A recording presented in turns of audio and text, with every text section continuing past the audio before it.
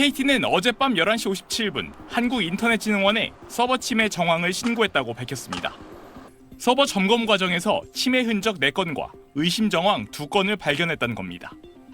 불법 소형 기지국을 이용한 무단 소액 결제 사건에 이어 서버 침해 정황이 추가로 드러난 겁니다.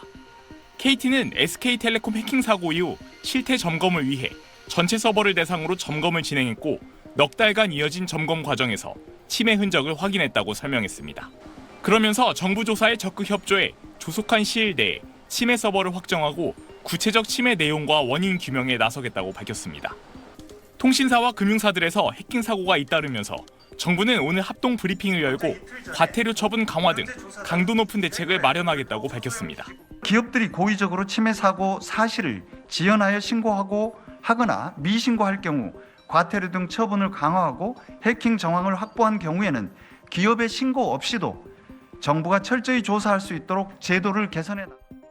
롯데카드 해킹 사태와 관련해서도 해킹 수법이 빠르게 진화하는 데 비해 금융권의 보안 투자 등 대응이 부족했다며 사회적 파장에 상응하는 책임을 묻겠다고 강조했습니다. 보안 사고 발생 시 사회적 파장에 상응하는 엄정한 결과 책임을 질 수 있도록 징벌적 가징금 도입 방안을 신속히 추진하겠습니다. 정부는 국가안보실을 중심으로 국정원, 개인정보위 등 관련 부처들과 함께 세부 대책을 마련해 발표하겠다고 밝혔습니다. SBS 박재현입니다. 피해가 발생된 고객께 머리 숙여 다시 한번 죄송하다는 말씀을 드리겠습니다.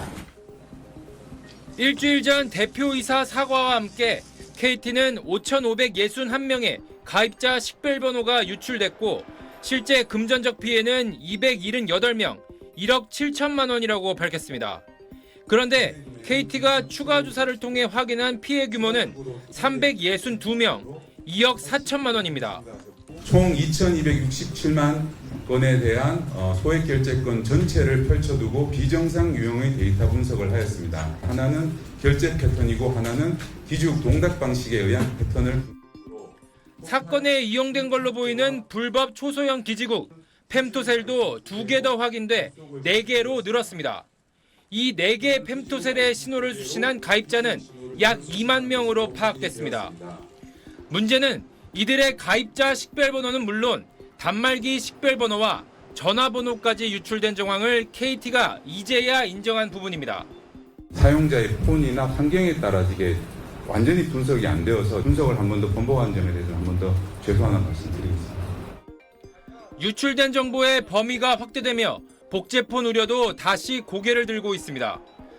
하지만 KT는 소액 결제에 필요한 이름과 생년월일이 KT를 통해 유출되는 적이 확인되지 않았다며 복제폰은 불가능하다는 입장을 고수했습니다. IMEI만으로는 복제폰이 사용 불가하다는 유심 인증키는 유출되지 않아 복제폰 생산 가능성은 없습니다. KT 시스템 내에 암호화되어 안전하게 저장되어 있습니다. KT는 운영 중인 18만 9천 대의 펨토셀 가운데 최근 3개월간 접속 기록이 없는 4만 3천 대의 연동을 차단했습니다. 또 피해 고객을 대상으로 통신기기 사용과 연계해 발생하는 금융사기 피해를 보상하는 안심보험을 3년간 무료로 제공하겠다고 밝혔습니다.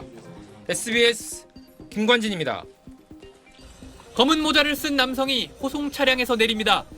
KT 이용자들의 휴대전화를 해킹해 무단으로 소액 결제한 혐의로 붙잡힌 중국 국적 40대 남성 A씨입니다. A씨는 오늘 구속 전 피의자 신문에 출석하면서 윗선의 지시로 범행했다고 말했습니다. 누구 지시 받은 겁니까? 몰라요. 그래서 시킨 대로 했습니다.